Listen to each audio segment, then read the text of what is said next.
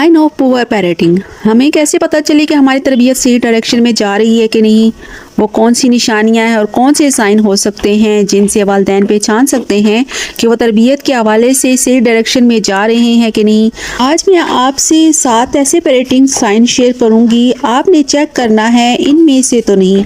अगर नहीं है तो बहुत अच्छी बात है, और अगर ये साइन आपकी पेरेंटिंग में मौजूद हैं तो आपको अपनी डायरेक्शन चेंज करनी चाहिए, अपनी तरबियत में तब्दीली लानी होगी। ये साइन बहुत इम्पोर्टेंट हैं।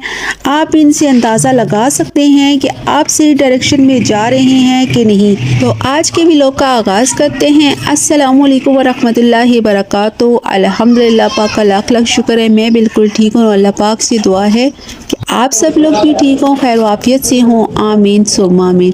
सब्ज़ी लेने जा रही थी तो सोचा साथ साथ वीडियो भी बनाते हैं और आपको अपने शहर की थोड़ी सैर भी करवाते हैं। वैसे तो पाकिस्तान के सभी शहर जो हैं देखने में सेम ही लगते हैं, बस जो ड्रेसिंग होती है, कपड़ों के पहनने का स्टाइल और बोलने की जो ज़ुबान होती है वही थोड़ी बहुत चेंज होती है, और देखने में सारे शहर जो हैं सेम ही लगते हैं। और साथ ही बात करते हैं अपने टॉपिक पर। पॉइंट नंबर 1 के बच्चे आपसे अपनी फीलिंग्स आपसे इजहार नहीं कर पाते, कुछ डिस्कस नहीं कर पाते, आपके साथ अटैच नहीं होते, आपके बच्चों के साथ इमोशनल अटैचमेंट नहीं होती। बच्चे को अगर कोई मसला है तो वो खामोशी इख्तियार किए हुए है और किसी कोने में पड़ा हुआ है। अगर बच्चा अगर ऐसा नहीं कर भी रहा तो वो अपने दोस्तों के साथ शेयर कर रहा है, लेकिन आपके साथ शेयर नहीं कर रहा। अगर ये इशू है तो आपकी पेरेंटिंग में ये निशानी है, तो आपकी पेरेंटिंग में कमी है। कहीं ना कहीं आप गलती कर रहे होते हैं। आपसे आपका बच्चे ओपन नहीं होते। ओपन होने के पीछे एक बहुत बड़ी साइकोलॉजी ये भी होती है। बच्चे इसलिए वालिदैन से ओपन नहीं होते क्योंकि वालिदैन बहुत सी गलतियां कर रहे होते हैं। तो यहाँ पर आपको ढोल की आवाज़ आ रही होगी। जैसे ही मैं गली में एंटर हुई तो हमारी गली में शादी की जो रस्म है, ढोली वो अदा की जा रही थी।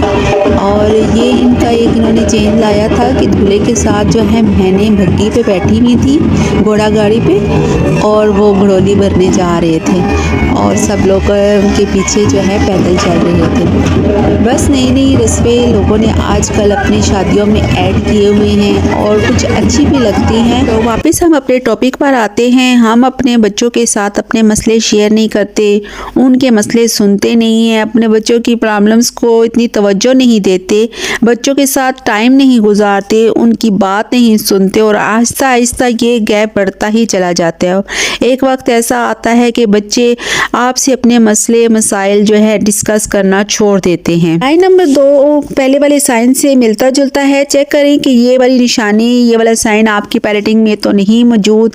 पहले वाले पॉइंट में था कि आप से वो अपने जज्बात शेयर नहीं करता, और दूसरे पॉइंट में ये है कि वो अपने जज्बात और अपने बिहेवियर आपसे छुपा रहा है, सिर्फ इसलिए कि आपके से उसको खौफ है और वो इसलिए आपको नहीं बता रहा। आपने उसके जहन में इतना खौफ डाल दिया है कि वो अब छुप छुप कर कोई काम कर रहा है, कोई गलती कर चुका है, या कोई ऐसी बात है जिसका उसे अंदाज़ा है कि ये बात अगर मैंने मम्मा पापा को बताई तो वो मुझे डांटेंगे या मारेंगे।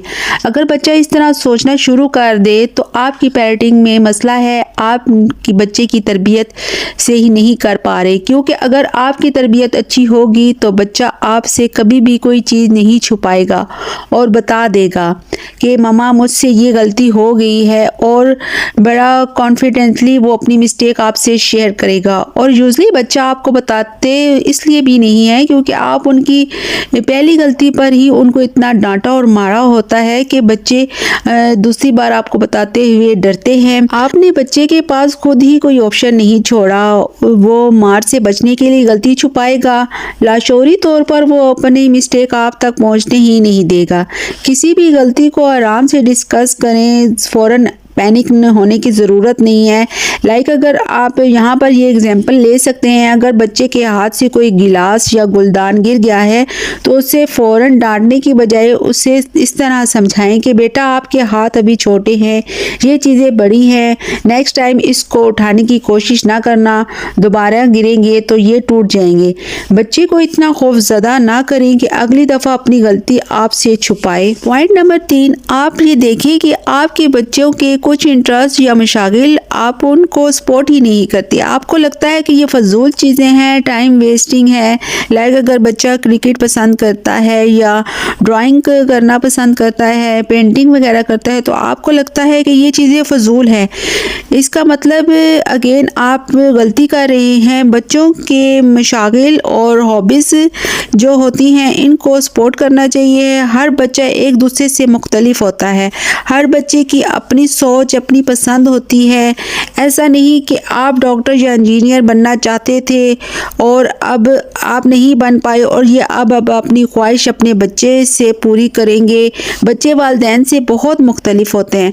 मतलब अगर आपको कुछ चीज़ों का शौक़ है, हो सकता है आपके बच्चे को उन चीज़ों का शौक़ ना हो और आप अपनी ज़बरदस्ती अपने पसंद की चीज़ें और अपने शौक़ अपने बच्चों पर डाल दें। हमेशा प्रैक्टिकल करके दिखाना पड़ता है, तभी बच्चे वो चीज़ें सीखते हैं। पाई जाती हैं, मतलब आप गलती करते हैं मगर एक्सेप्ट नहीं करते और माफ़ी नहीं मांगते। यहाँ पर हम ये क्या गलती करते हैं कि बच्चे हमसे सीख रहे होते हैं और जब हम उनसे माफ़ी नहीं मांगेंगे तो हम ज़ुबानी सिखाने से कुछ नहीं होगा। बच्चे वही करते हैं जो वालिदैन को करता देखते हैं।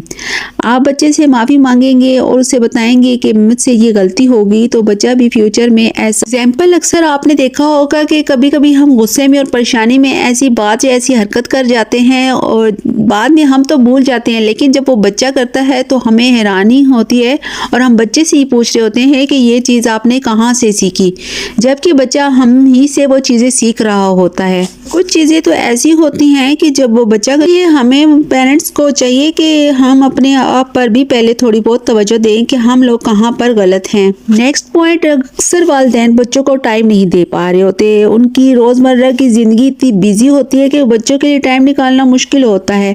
यूजली ये फादर के साथ होता है कि वो लेट घर आते हैं और सुबह जल्दी घर से चले जाते हैं और बच्चों के साथ टाइम स्पेंड नहीं करते। आज के अगर आप टाइम बच्चों के लिए नहीं निकाल पाएंगे तो कल यही आपके साथ भी हो सकता है, क्योंकि ये रूटीन आप खुद बच्चों को दे रहे हैं।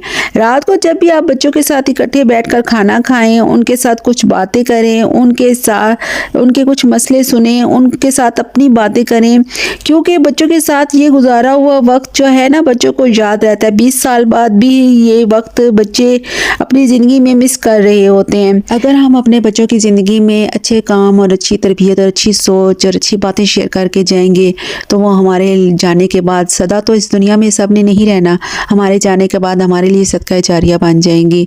और सोचें कि अगर हम अपनी तरबियत में ऐसी गलतियां कर जाएंगे, क्योंकि बच्चे दूसरों की बात कम सुनते हैं, कम ही मानते हैं। वो अपने पेरेंट्स से जो कुछ सीख रहे होते हैं और वही वो अपनी सारी ज़िंदगी करते रहते हैं। उनको वही ठीक लगता है, क्योंकि वो उनके नज़दीक अपने पेरेंट्स से में अगर कोई गलत चीज़ थी भी तो वो कभी भी उस चीज़ को एक्सेप्ट नहीं करेंगे, कभी भी उसको बुरा नहीं कहेंगे। और ज़िंदगी के ऐसे मकामात आते हैं कि बच्चे कभी भी अपने पेरेंट्स की किसी गलती को नहीं मानते और हमेशा दूसरों को गलत ही समझते हैं और उस पर इतना पुख्ता हो जाते हैं कि उससे हटना भी नहीं चाहते, क्योंकि उनको शर्मिंदगी महसूस होती है कि अगर हम किसी कहने पर अपने पेरेंट्स की बातों से, अपनी उन चीज़ों से जो रेगुलर ज़िंदगी में चलती आ रही हैं, जो हम अपने बड़ों को करता देख रहे होते हैं, हटते हैं, तो हम सोचते हैं कि शायद वो हमसे जिसने हमें नसीहत की या हमसे अच्छी बात की वो हमें पेरेंट्स से बढ़कर हो गया। तो बस सोचें यही अपनी ज़िंदगी में अच्छे काम करते रहें और अच्छे अमल करें, ताकि आपके बच्चे भी आपको देखकर वही ज़िंदगी में चीज़ें सीखें और करें। ऐसी चीज़ें आदत होती हैं जो हमें खुद तो बुरी लग रही होती हैं, क्योंकि हम बाशऊर हो चुके होते हैं, लेकिन हम जब बच्चों को समझा रहे होते हैं तो हम वो चीज़ें खुद कर रहे होते हैं, उनको छोड़ नहीं पाते। तो तभी हम अपने बच्चों को सही तरह समझा सकते हैं जब हम अपनी ज़िंदगी से उन चीज़ों को हटा दें। मसलन कि अगर आप सिगरेट पीते हैं लेकिन अब अपने बच्चे को समझा रहे होते हैं कि सिगरेट पीना बुरी बात है, इस तरह नहीं करना चाहिए, तो ये बहुत मुश्किल होगा। अगर आप बच्चों को से बार बार कहेंगे कि आप नमाज़ पढ़ो, आप नमाज़ पढ़ो, लेकिन आप खुद नमाज नहीं पढ़ते, बाकायदगी नहीं करते नमाज़ पढ़ने में, तो बच्चे भी उस चीज़ को कभी भी एक्सेप्ट नहीं करेंगे और कभी भी ऐसा आपको करके नहीं दिखाएंगे कि आप समझें कि मैं खुद बैठा रहूं और अपने बच्चे से अजान और कहूं कि जाके नमाज़ पढ़ो। तो आपने खुद प्रैक्टिकल करना है, तभी आपके बच्चे वो सीखेंगे और करेंगे और आपके लिए सदक़े जारिया बनेंगे। नेक्स्ट साइन है तनकीद करना। आप ये देखें कि जो आप अपने बच्चे को तनकीद करते हैं वो तनकीद बराए इस्लाह होती है, मगर लेबलिंग जो होती है, मतलब लेबलिंग करना, ये वो बहुत ही ख़तरनाक चीज़ है। यानी आप बच्चे के ऊपर एक ख़ास किस्म का टैग लगा देते हैं और वो टैग बच्चे के लाशोर में बैठ जाता है और वो उसी को हकीकत मान लेता है, उसी के इर्द गिर्द घूमता रहता है। फॉर एग्ज़ाम्पल, आप बच्चे को कहते हैं कि इसमें तो कॉन्फिडेंस है ही नहीं, ये घबरा जाता है, ये लोगों के आगे कंफ्यूज हो जाता है, तो वो ये बच्चे के ऊपर लेबल लग जाता है और फिर वो उसके लाशोर में रहता है और वो उसी तरह कंफ्यूज हो जाता है। और अगर आप बच्चे को कॉन्फिडेंस देंगी, बच्चे की तारीफ़ करेंगी और बच्चे को कहेंगी कि अभी इसने ऐसा किया लेकिन ये ऐसा नहीं है और ये बहुत अच्छा है, तो इस तरह बच्चे की इस्लाह होती है और बच्चा अपनी बुरी आदत को छोड़ता जाता है और अच्छी आदत को अपना लेता है।